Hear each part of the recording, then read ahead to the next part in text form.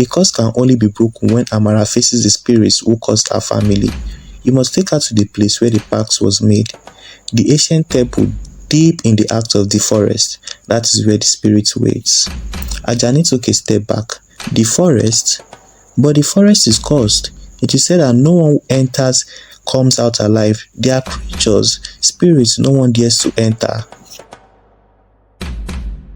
Kofi nodded slowly. The journey is perilous.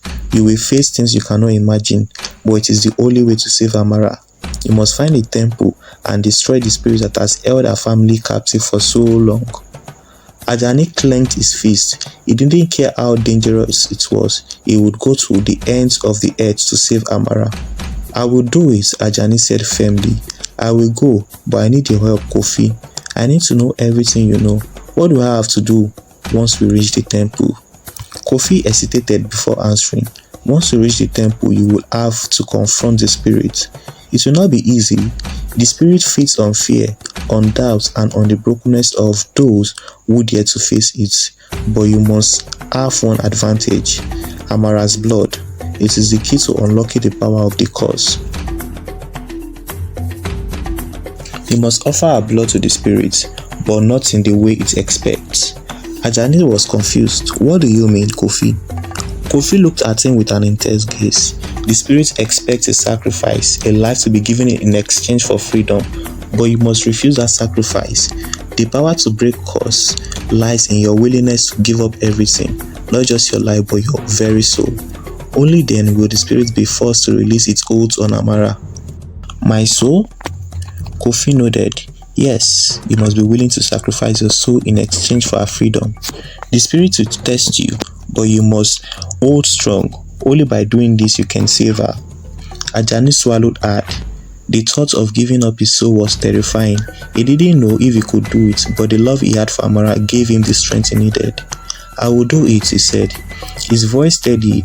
I will do whatever it takes. Kofi nodded. Then prepare yourself, Ajani. The journey will begin soon, and once you enter the forest, there will be no turning back. With those final words, Kofi turned and walked into the darkness, leaving Ajani standing there with only the weight of his decision to carry. You know the path ahead would be filled with unimaginable danger, but he had made his choice anyway.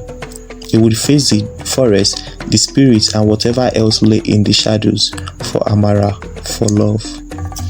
The next day, Ajani packed what little he could carry and said goodbye to the village. There was no time to waste. He would find the temple, he would face the spirit, and he would save the woman he loved, no matter the cost. As he looked back one last time, he saw Amara standing at the edge of the village, watching him with those distant eyes.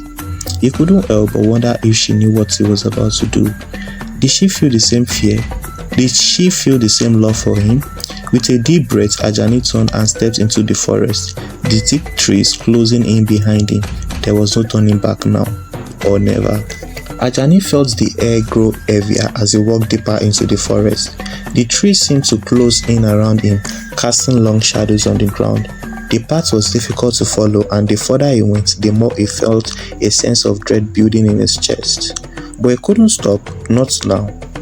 His wife Amara was waiting for him. He remembered the look in her eyes before she fell into the curse, the emptiness, that sadness he couldn't bear the thought of losing her. Not after everything they have been through, so he pressed on, each step more exhausting than the last. The journey was long and Ajani's body was tired. He had traveled through thick forest, crossed rivers and climbed hills, but nothing compared to the fear he felt now. It was like the forest itself was watching him, testing him, trying to stop him from reaching the temple. The deeper he went, the quieter the forest became. The usual sounds of birds and animals had disappeared. It was as though something was waiting for him. His heart raced faster as he moved through the thick trees.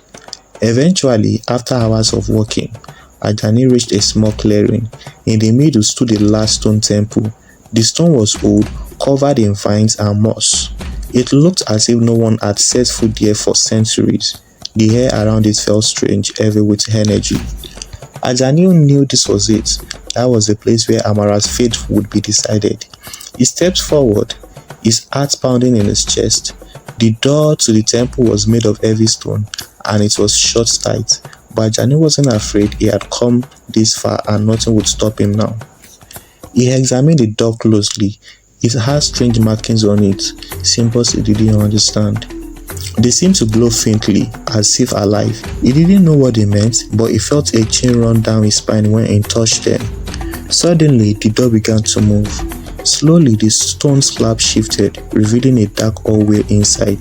Ajani's breath caught in his throat. He didn't know what was waiting for him in the darkness, but he had to keep going. Without hesitation, he stepped into the temple. Inside, the air was thick with dust and the smell of age. The walls were covered with more strange symbols.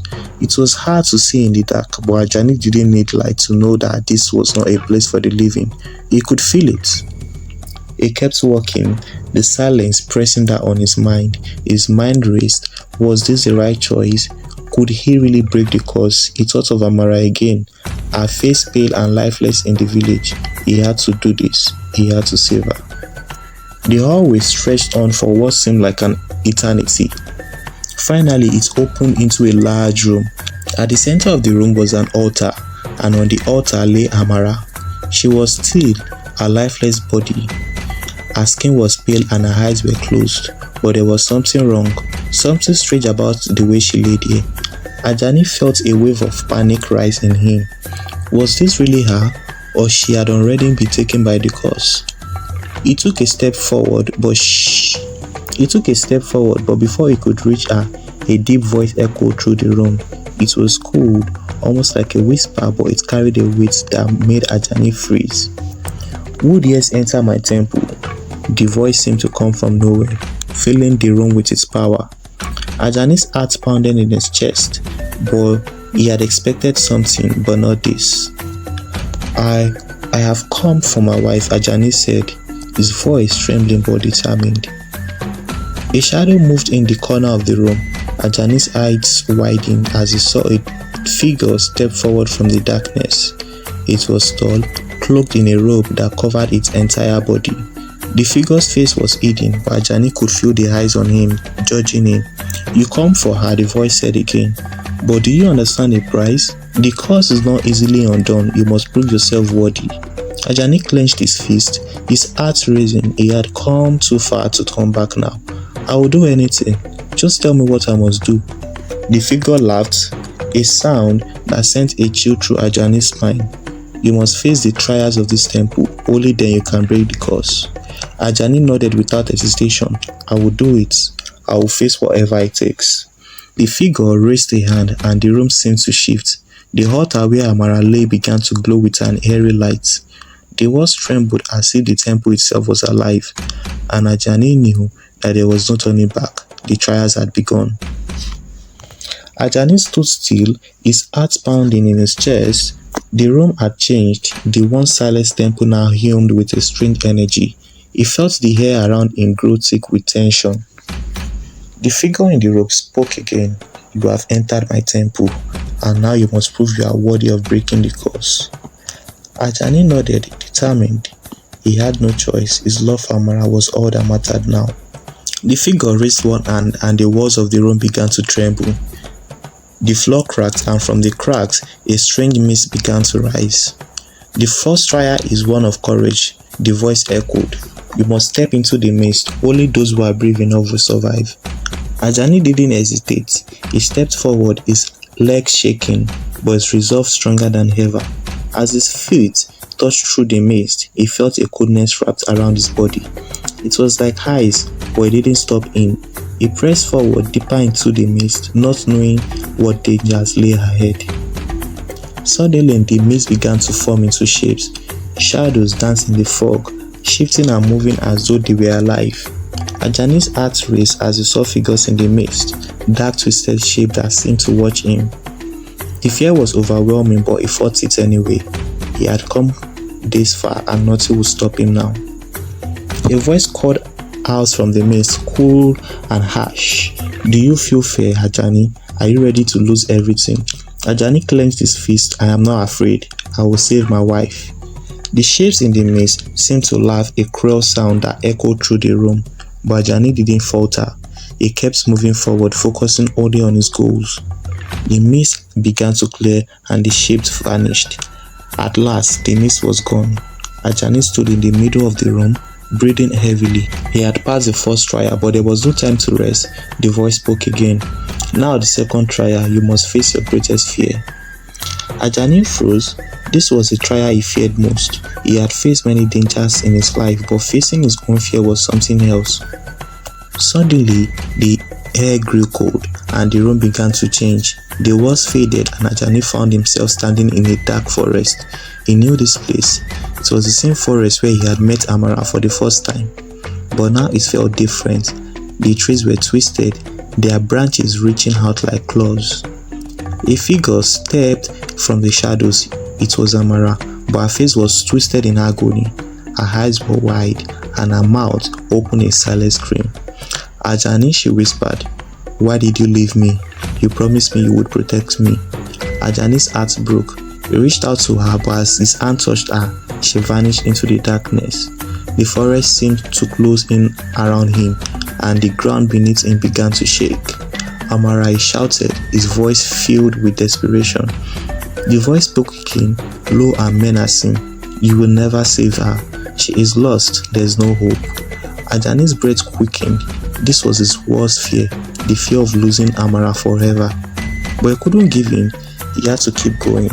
He closed his eyes and thought of the love they shared, the joy they had brought each other. He couldn't let her go. "No," he whispered, "I will save her. I would never give up on her." When he opened his eyes, the forest was gone. The darkness had lifted and he was back into the temple. His heart still raced, but the fear had faded. He had passed the second trial. The voice spoke again. "You have passed the trials of courage and fear, but there's one last test you must face yourself." Ajani frowned, confused. "Face myself?" "Yes," the voice said. "You must confront your deepest regrets. Only then you can break the curse." Suddenly, the temple began to change once more. The walls seemed to melt away and Ajani found himself standing in a small room. It was familiar, too familiar. It was his childhood home. He could see his mother cooking in the corner and his wife sitting at the table smiling. It was as if time had rewound. But something was wrong. The room felt cold and the figures of his parents seemed distant. Their smiles forced. His younger self sat at the table, staring at the food in front of him, but he didn't eat. Ajani could feel the pain of that moment, the loneliness, the feeling that it would never be enough. "You never made them proud," the voice said. "You always failed them, you always ran away." Ajani clenched his fists. This was the moment he had tried to forget. The moment he had abandoned his family to chase his own dreams, leaving them behind. He had never been able to forgive himself for it. "No," he whispered. "I was young, I didn't know what I was doing." The voice laughed, echoing through the room. "But you know now, don't you? You failed them." Ajani's chest tightened. The pain was unbearable, but he refused to give in. "I made mistakes, but I learned from them. I will not let these regrets control me. I will face it and move on." With this word, the scene began to change. The room disappeared and Ajani was back in his temple. His heart was heavy, but he had faced his regrets and let it go. The voice spoke one more time. "You have passed all 3 trials, Ajani. You are worthy. Now the curse will be broken." Ajani felt a sense of relief wash over him. He had passed the trials, faced his fears and overcome his regrets, but the temple still felt heavy, as if something was not quite right. The figure in the robe stepped forward. "You have done well, Ajani, but there's one final thing you must know. The curse is not what it seems." Ajani frowned. "What do you mean?" "The curse," the figure continued, "was never meant for Amara. It was meant for you." Ajani's heart skipped a bit. "What? Me?" "Yes," the figure said. "You were the one who caused her, not the other way around. Your actions, your choices brought this upon her." Ajani's mind raced. "What are you talking about? I didn't cause her." The figure raised its hand. "The curse was not cast with magic. It was cast with your heart. Your fears, your regrets, your inability to face your past. It all led to this. Amara was the victim of your own mistakes." Ajani felt a wave of guilt crash over him. All this time he had blamed the cause for what had happened to Amara. But the truth was far more painful. His own weakness, his own failures had led her to her suffering. Now you must decide, the figure said. Will you accept responsibility for your actions and free her from this curse, or will you let your mistakes continue to haunt you? Ajani closed his eyes, his heart heavy with the truth. He had always blamed others for his problem, but now he understood. The cause was not just Amara's, it was his too. And if he wanted to save her, he would have to save himself first. I accept, he whispered. I will take responsibility. I will break the curse. With those words, the temple seemed to shift. The heavy hair lifted and the hairy energy faded. Ajani felt a sense of peace, as if the weight of the world had been lifted from his shoulders.